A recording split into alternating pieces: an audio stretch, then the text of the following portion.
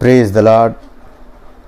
सबको प्रभु का धन्यवाद हो इन समयों के लिए जो उसने हमको दिया ताकि हम इसका सदुपयोग कर सकें।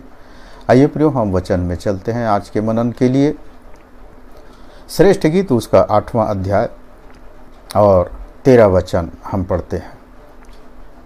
तू जो बारियों में रहती है, मेरे मित्र तेरा बोल सुनना चाहते हैं, उसे मुझे भी सुनने दे। तो प्रभु के इस वचन के लिए हम उसका हृदय से धन्यवाद करते हैं। तू जो बारियों में रहती है, अर्थात परमेश्वर हमको उस बारी के बारे में बातें करा जो दाग की बारी थी। और इसके कहने का तात्पर्य यह है प्रियो, परमेश्वर हमें सर्वोत्तम आशीषें देता है। ऐसी जगह पर वो हमको रखता है जहाँ हमें किसी भली वस्तु की घटी नहीं होने पाती है। एक भरपूरी की जगह, जिस प्रकार हम उत्पत्ति के किताब में पाते हैं कि परमेश्वर आदम और हव्वा को कहाँ पे रखा था? अदन की बारी में। और अदन की बारी एक ऐसी बारी थी जो बहुत ही सुंदर, बहुत ही मनमोहक, और अदन का वो बगीचा सब प्रकार के उत्तम फलों से भरा पड़ा हुआ था। और ऐसे स्थान में परमेश्वर ने आदम और हव्वा को रखा। तो ये तो हुई आदम और हव्वा की बातें। अब यीशु मसीह कौन सी बारी में रहा, क्या आपको मालूम है? गतसमनी के बगीचे में प्रभु यीशु मसीह रहा। जहां गतसमनी के बगीचे में क्यों वहां पर यीशु मसीह गतसमनी के बगीचे में रहा? जहां अच्छे फल तो थे ही नहीं गतसमनी के बगीचे में, परंतु था क्या वहां पर? संकट और सकेती, दुख और पीड़ा, आंसू, गिड़गिड़ाहट और इनकार और इकरार का वो बगीचा था प्रियो, जहां पर यीशु मसीह रहा। क्यों परमेश्वर ने यीशु मसीह को अदन के जैसे बारी को छोड़ करके सुंदर सुंदर अच्छे फलों से लदे हुए बगीचे को छोड़कर परमेश्वर ने यीशु मसीह को गतसमनी के बगीचे में रखा, जहां पर ऐसी बातें थी? भजन 36 और उसके 8वें आयत इस प्रकार से कहा गया, वे तेरे भवन के चीकने भोजन से तृप्त होंगे और तू अपनी सुख की नदी में से उन्हें पिलाएगा। हमारे लिए परमेश्वर ने प्रभु यीशु मसीह के द्वारा एक ऐसा मार्ग निकाला कि वो हमको एक ऐसे स्थान पर वो हमको रखे जहां पर हमारे लिए उत्तम से उत्तम भोजन हमको प्राप्त हो सके, चाहे वो हमारे शारीरिक के लिए, सांसारिक बातों के लिए हो, वो चाहे आत्मिक जीवन के लिए ही क्यों ना हो। परमेश्वर हमको उत्तम पदार्थों से तृप्त करता है और अपने सुख की नदी में से हमको पिलाता है आनंद। और इसीलिए तो कहा गया है कि उसके निकट आनंद की भरपूरी है। इसीलिए हमारे उद्धारकर्ता ने गतसमनी के बगीचे में जाकर इन कामों को हमारे लिए पूरा किया। यिर्मयाह 22 अध्याय और उसके 21 वचन में इस प्रकार से कहा है, तेरे सुख के समय मैंने तुझको चिताया था, ध्यान दें, वचन क्या कह रहा है। तेरे सुख के समय मैंने तुझको चिताया था, परंतु तूने कहा मैं तेरी ना सुनूंगी। अब बाइबिल ये कहती है प्रियो, जब हमारे जीवन के अंदर जब सुख आता है, आनंद आता है, तो हमको इन दिनों में भी सावधान रहने की आवश्यकता है। ऐसे समय पे, ऐसे अवसर पर, अपने आनंद के समय में कहीं हम परमेश्वर को भूल तो नहीं रहे हैं। कई बार ऐसी बातें होती है, जब आनंद इतना आता है, सुख इतना आता है, तो बाइबिल कहती है देखो मैंने तेरे सुख के समय तुझको चिताया, परंतु तूने कहा मैं नहीं सुनूंगी तुम्हारी। ऐसे समय में प्रियो, सांसारिक आनंद में जब व्यक्ति जब लिप्त हो जाता है, उसे परमेश्वर की आवाज सुनाई नहीं देती। नहीं सुनूंगी कहने का तात्पर्य सुनाई ही नहीं देता, तो सुनेंगे कहां से। और इसलिए सांसारिक जीवन के आनंद में कहीं हम खो न जाएं। बाइबिल हमको चेतावनी देता है कि हम अपनी सुख सुविधाओं और आनंद में कहीं हम परमेश्वर के सुनने से इनकार तो नहीं कर रहे हैं। मालूम अय्यूब की किताब में यदि पढ़ें तो वहां हमको मिलता है, अय्यूब के बेटे और बेटियां एक दूसरे के घर में, कभी इस भाई के घर, कभी उस भाई के घर, कभी इस बहन के यहाँ, कभी उस बहन के यहाँ खाने पीने का आयोजन करते थे। लेकिन वचन कहीं भी इस बात को नहीं बताती है कि अय्यूब भी उन बच्चों के साथ में सम्मिलित रहता था। कहीं नहीं। वो अपने भाई बहन ही आपस में मिल करके उस भोज का आयोजन करते और आनंद उठाते थे। एक दिन उसका परिणाम आया कि सारे के सारे मारे गए। बहुत बड़ी बातें हैं मेरे प्रियो, कि कहीं हम अपने इस संसार के आनंद में हम कहीं खो न जाएं। हम जो परमेश्वर की बारी, उसके दाग की बारी में जो रहने वाले लोग हैं, परमेश्वर की आवाज़ को, उनकी बातों को समझें।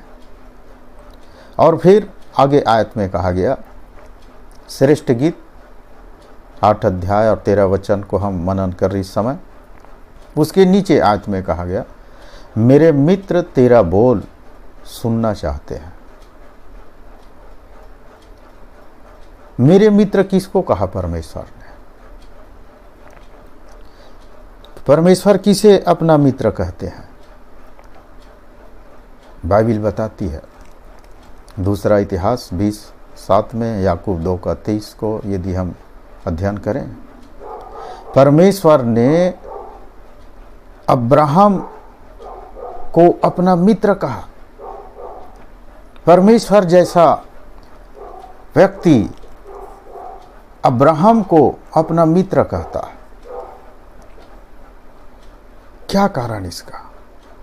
बहुत सारे भी लोग हुए उन दिनों में भी, लेकिन उन बहुतों में से परमेश्वर ने सिर्फ अब्राहम को अपना मित्र कहता है। और उसका कारण यह है कि अब्राहम परमेश्वर के प्रति विश्वास योग्य और आज्ञाकारी रहा। और न सिर्फ अब्राहम को, लेकिन प्रभु यीशु मसीह हमको भी यही बातें कहता है। क्या कहता है? यूहन्ना 15 अध्याय और उसके 15वें वचन में प्रभु यीशु मसीह ने कहा, मैंने तुम्हें मित्र कहा है। अब से मैं तुमको दास नहीं कहूँगा, क्योंकि दास नहीं जानता कि उसका स्वामी क्या करता है। और यदि 14 आयत को पढ़ें तो वहाँ पर कहा गया, यदि तुम मेरी आज्ञाओं को मानोगे तो तुम मेरे मित्र हो, तुम मेरे मित्र हो। और इसलिए यदि आप परमेश्वर के गुण और भेद भरी बातों को आप जानना, यदि समझना चाहते हैं, स्वर्गीय बातों को समझना चाहते हैं, आज ही हम आज्ञाकारी बन जाए प्रियो। जब आज्ञाकारी जब बन जाएंगे परमेश्वर के प्रति, जब हम इब्राहिम के समान, जब विश्वास्य योग्य जब हो जाएंगे, बन जाएंगे, अपने जीवन को बना लेंगे परमेश्वर के अनुरूप, उसके मापदंड के अनुसार से, तो परमेश्वर कहता है तुम मेरे मित्र हो, मैं तुझे अपना मित्र कहता हूं। और वो इसलिए कि वो अपना भेद, अपना रहस्य अपने मित्रों पर प्रकट करता है। इसलिए आप देखिए, यदि आप स्वर्गीय बातों को, परमेश्वर के प्रकाशनों को, बुद्धि और समझ की बातों को यदि आप समझना चाहते हैं, उनकी योजनाओं को जानना चाहते हैं, आज्ञाकारी बन जाइए। परमेश्वर आपको अपना मित्र बना लेगा। फिर दूसरी बातें, वापस से हम श्रेष्ठ गीत में चलते हैं, जो 8 का 13 वचन को हम मनन कर रहे हैं। नीचे आयत में कहा गया, तेरा बोल सुनना चाहते हैं। क्या कहा? मेरे मित्र। अभी हमने मित्र के बारे में समझा। अब मित्र क्या कहते हैं? तेरा बोल सुनना चाह रहे हैं। तुम्हारा बोल, किसका? हमारा, विश्वासियों का, कलीसिया का बोल सुनना चाहते हैं परमेश्वर के मित्र जो। और कलीसिया अर्थात कलीसिया जो परमेश्वर की जो दुल्हन है, जिसको वो लेने के लिए बहुत जल्द आ रहा है, उसका बोल कैसा है, उसकी बोली कैसी है? मेरे प्रियो वचन कहता है, मत्ती 26 अध्याय और उसका 73 आयत, 26 और उसका 73 वर्ष को पढ़ें तो वहां पर बताया गया, तेरी बोली तेरा भेद खोल देती है, खोल देती है। जैसे हम बात करते हैं, जिस अंदाज में हम बातें करते हैं अपने दैनिक जीवन में, वो हमारा अस्तित्व को प्रकट करती है। हमारी बातें, हमारे शब्द हमारा भेद खोलती है। मेरे प्रियो, आपकी बोली कैसी है, आपके शब्द कैसे हैं, बहुत मायने रखता है बातें जो है। परमेश्वर और उसके मित्र इन बातों को सुनना चाहते हैं, सुनते हैं। कैसे? पहला पतरस 4 का 11 आयत में कहा गया है, यदि कोई बोले तो ऐसा बोले मानो परमेश्वर का वचन है। परमेश्वर के वचन को बोलना।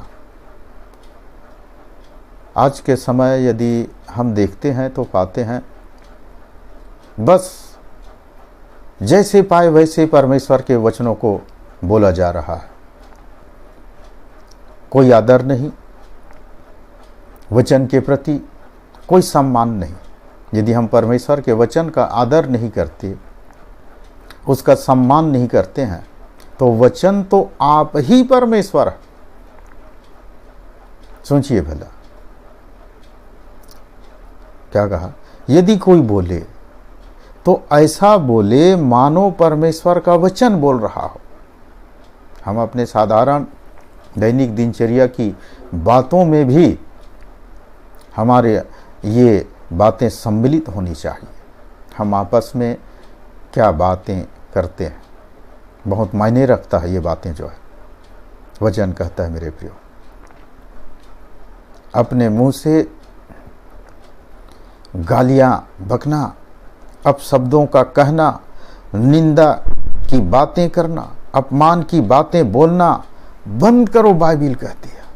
वचन इस बात को कह रहा है प्रियो। ऐसी बातें परमेश्वर नहीं सुनना चाहता है और ना ही कभी सुनता है। कुटिलता और चापलूसी की बातें तो नहीं मेरे प्रियो, छल और कपट, घमंड की बातें तो नहीं, कहीं झूठी बातें तो नहीं बोल रहे हम। बहुत गंभीर बातें हैं ये। हम कह क्या रहे हैं, हम बोल क्या रहे हैं, हम बातें क्या कर रहे हैं। नीति वचन में हम पाते इन बातों को प्रिय। वचन बाइबिल कहती है, मूर्ख अपने वचनों के द्वारा नष्ट हो जाता है। अपने बातों के द्वारा, ये कितनी भयानक बात है। अपने ही बातों के कारण नष्ट होना। अय्यूब 16 अध्याय 5वें वचन में कहा गया, अय्यूब कहता है, मैं अपने वचनों से तुमको हियाव दिलाता और बातों से शांति देकर तुम्हारा शोक घटा देता। अधिकतर हम क्या देखते हैं, अपने बातों के द्वारा आज एक विश्वासी दूसरे विश्वासी को घायल करता है ना, जिसके कारण से व्यक्ति दुखी और पीड़ित होता है, शोकित होता है अपने बातों के कारण से, बातों के द्वारा, शब्दों के द्वारा। और अय्यूब क्या बोल रहा है, अब अपने वचनों से तुमको हियाव दिलाता और बातों से शांति देकर तुम्हारा शोक घटा देता। क्या हमारी बातों में, लोगों के जीवन में हम शांति लेकर के आते हैं? हमारी बातें क्या लोगों के जीवन में शांति देता है, ढाढ़स देता है कि नहीं? इनकरेज करना कहते हैं। और अय्यूब बोलता है इस बात को।